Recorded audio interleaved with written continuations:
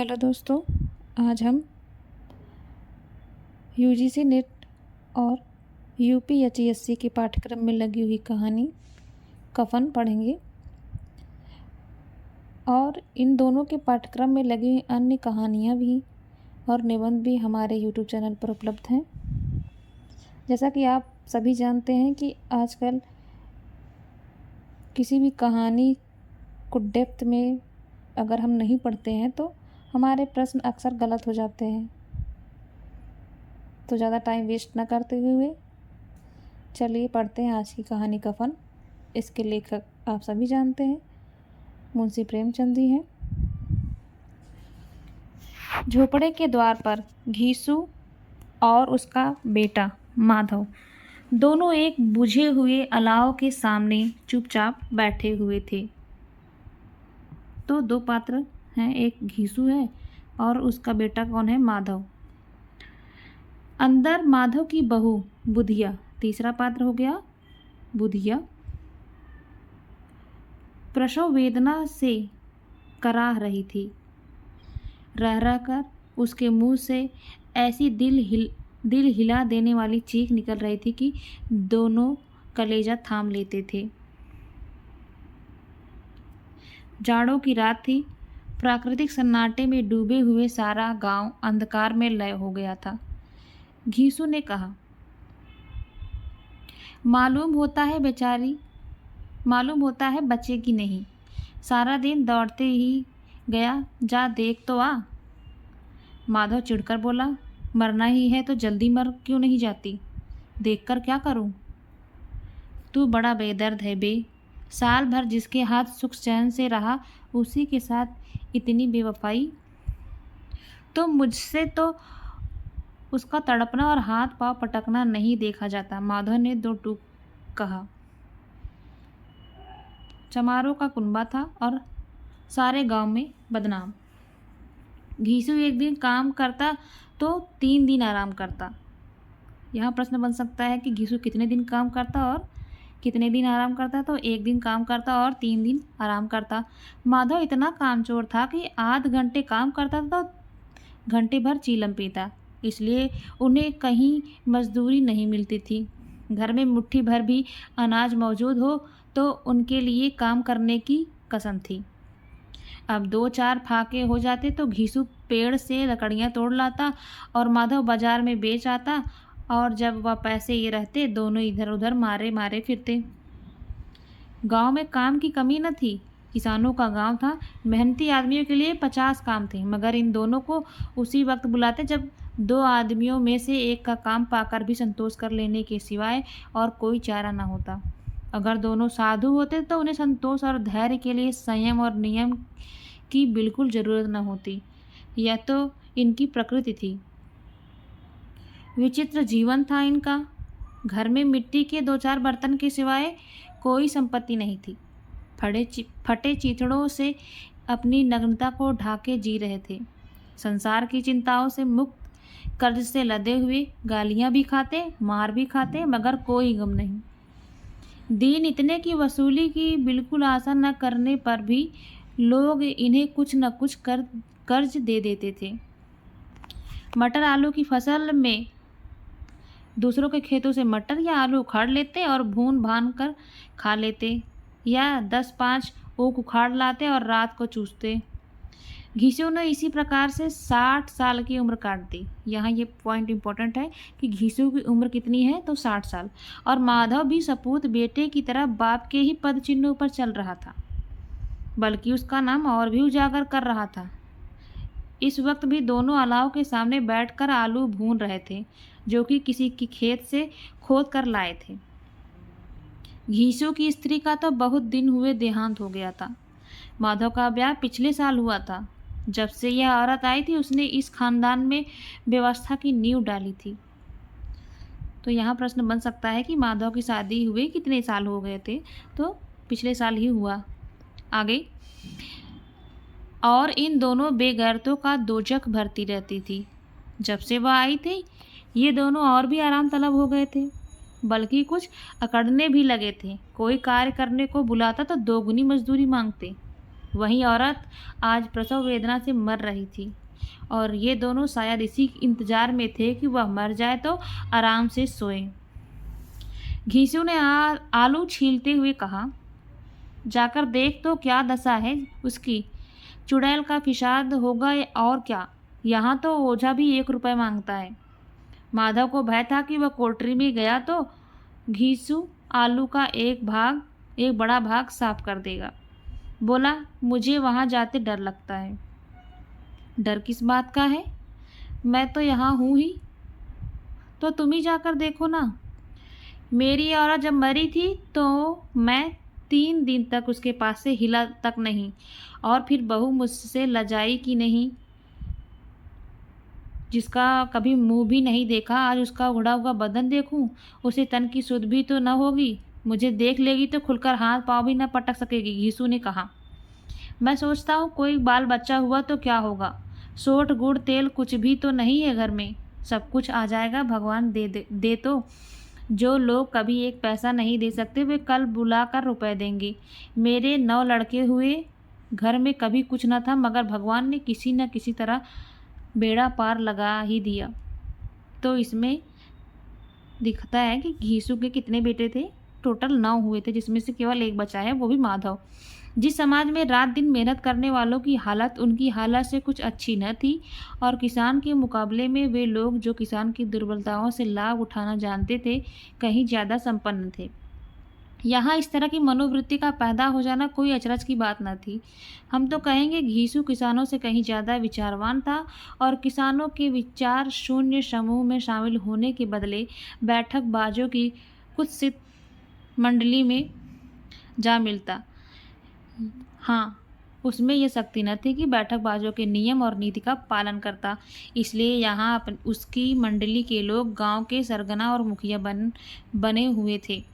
उस पर सारा गांव उंगली उठाता था। फिर भी उसे यह तस्कीन तो थी कि अगर वह फटे हाल है तो कम से कम उसे किसानों की सी जान तोड़ मेहनत तो नहीं करनी पड़ती, और उसकी सरलता और निरीहता से दूसरे लोग बेजा फ़ायदा तो नहीं उठाते। दोनों आलू निकाल कर खाने लगे। कल से कुछ नहीं खाया था। इतना सब्र न था कि उन्हें ठंडा हो जाने दें। कई बार लोगों की ज़बानें जल गईं। छिल जाने पर आलू का बाहरी हिस्सा बहुत ज़्यादा गर्म न मालूम होता, लेकिन दांतों के तले पड़ते ही अंदर का हिस्सा जबान, हलक और तालू जला देता था। और उस अंगारे को मुंह में रखने से ज़्यादा खैरियत इसी में थी कि वह अंदर पहुंच जाए। वहाँ उसे ठंडा करने के लिए काफ़ी सामान थे, इसलिए दोनों जल्दी जल्दी निकल जाते। हालांकि इस कोशिश में उनकी आंखों से आंसू निकल आते। घीसू को उस वक्त ठाकुर की बारात याद आई, जिसमें 20 साल पहले वह गया था। उस दावत में उसे जो तृप्ति मिली वह उसके जीवन में एक याद रखने लायक बात थी, और आज भी उसकी याद ताजी थी। बोला, वह भोज नहीं भूलता। तब से फिर उस तरह का और भरपेट खाना नहीं मिला। लड़की वालों ने सबको भरपेट पूड़ियाँ खिलाई थी। सबको, छोटे बड़े सबने पूड़ियाँ खाई, और असली घी की चटनी, रायता, 3 तरह के सूखे साग, एक रसेदार तरकारी, दही, मिठाई। अब क्या बताऊं कि उस भोज में क्या स्वाद मिला। कोई रोक टोक नहीं थी। जो चीज़ चाहो मांगो, जितना चाहो खाओ। लोगों ने ऐसा खाया कि किसी से पानी न पिया गया। मगर परोसने वाले थे कि पत्तल में गरम गरम गोल गोल सुवासित कचौड़ियाँ डाल देते थे। मना करते थे कि नहीं चाहिए, पत्तल पर हाथ से रोकते, मगर वह थे कि दिए जाते थे। और जब सबने मुंह धो लिया तो पान इलायची भी मिला, मगर मुझे पान लेने की कहाँ सुध थी। खड़ा न हुआ जाता था। झटपट अपने कंबल पर जाकर लेट गया। ऐसा दिल दरियाव था वह ठाकुर। माधव ने इन पदार्थों का मन ही मन मजा लेते हुए कहा, अब हमें कोई ऐसा भोज नहीं खिलाता। अब कोई क्या खिलाएगा। वह जमाना दूसरा था। अब तो सबको किफ़ायत सूझती है। शादी ब्याह में मत खर्च करो, क्रियाकर्म में मत खर्च करो। पूछो, गरीबों का माल बटोर बटोर कर कहाँ रखोगे। बटोरने में तो कमी नहीं, हाँ खर्च करने में किफ़ायत सूझती है। तुमने 21 पूड़ियाँ खाई होंगी। 20 से ज़्यादा खाई थी। मैं 50 खा जाता। 50 से कम मैंने भी न खाई होगी। अच्छा पट्ठा था। तू तो मेरे आधा भी नहीं है। आलू खाकर दोनों ने पानी पिया और वहीं अलाव के सामने अपनी धोतियाँ ओढ़कर पाँव पेट में डाले सो रहे, जैसे दो बड़े बड़े अजगर कुंडलियाँ मारे पड़े हों। और बुधिया अभी तक करा रही थी। सवेरे माधव ने कोठरी में जाकर देखा, उसकी स्त्री ठंडी हो गई थी। उसके मुंह पर मक्खियाँ भिनभिना रही थी, पथराई हुई आंखें ऊपर टंगी हुई थी, सारा देह धूल से लथपथ हो रही थी। उसके पेट में बच्चा मर गया था। माधव भागा हुआ घीसू के पास आया। फिर दोनों जोर जोर से हाय हाय करते और छाती पीटने लगे। पड़ोस वालों ने यह रोना धुना सुना तो दौड़े हुए आए और पुरानी मर्यादा के अनुसार इन अभागों को सांत्वना देने लगे। मगर ज़्यादा रोने पीटने का अवसर न था। कफन की और लकड़ी की फिक्र करनी थी। घर में तो पैसा इस तरह गायब था जैसे चील के घोंसले से मांस। बाप बेटे रोते हुए गांव के जमींदार के पास गए। वह दोनों की सूरत से नफरत करते थे। कई बार इन्हें अपने हाथों से पीट चुके थे। चोरी करने के लिए, वादा कर काम पर न आने के लिए। पूछा, क्या है बे घिसुआ, रोता क्यों है? अब तो तू कहीं दिखलाई भी नहीं देता। मालूम होता है इस गांव में रहना नहीं चाहता। घीसू ने जमीन पर सर रखकर आंखों से आंसू भरे हुए कहा, सरकार, बड़ी विपत्ति में हूँ। माधव की घरवाली गुजर गई। रात भर तड़पती रही सरकार। हम दोनों उसके सिरहाने बैठे रहे। दवा दारू जो कुछ हो सका सब कुछ किया। वह हमें दगा दे गई। अब कोई एक रोटी देने वाला भी नहीं रहा। मालिक तबाह हो गए, घर उजड़ गया। आपका गुलाम हूँ। अब आपके सिवाय कौन उसकी मिट्टी पार लगाएगा?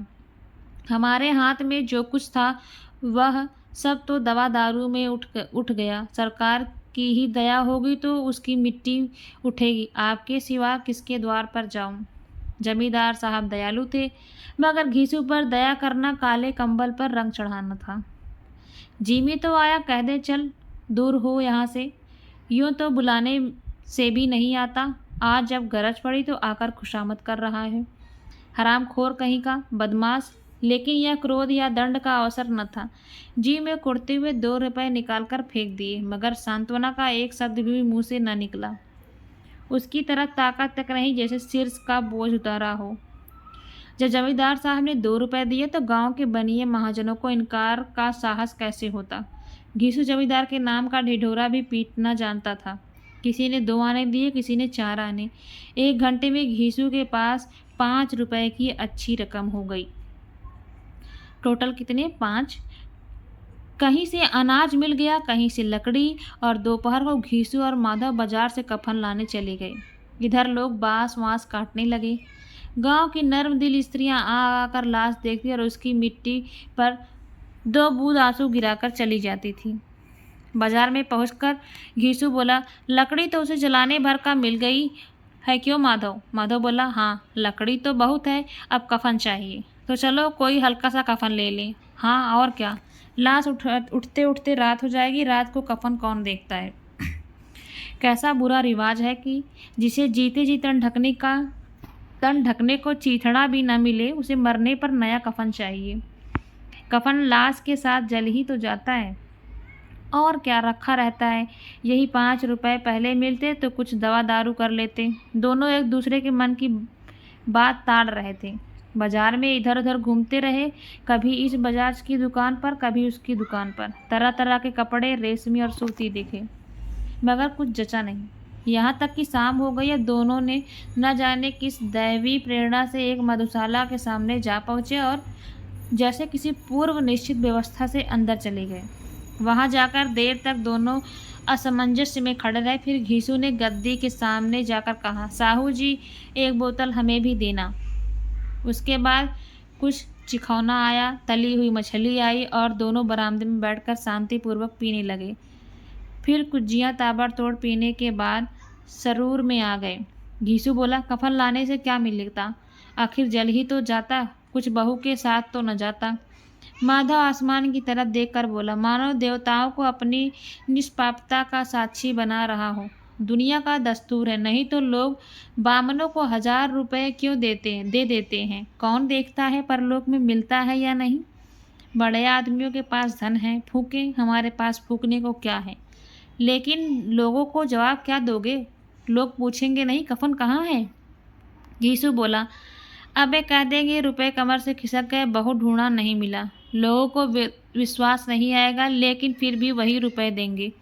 माधव भी हंसा इस अनपेक्षित सौभाग्य पर, बोला, बड़ी अच्छी थी बेचारी, मरी तो खूब खिला पिलाकर।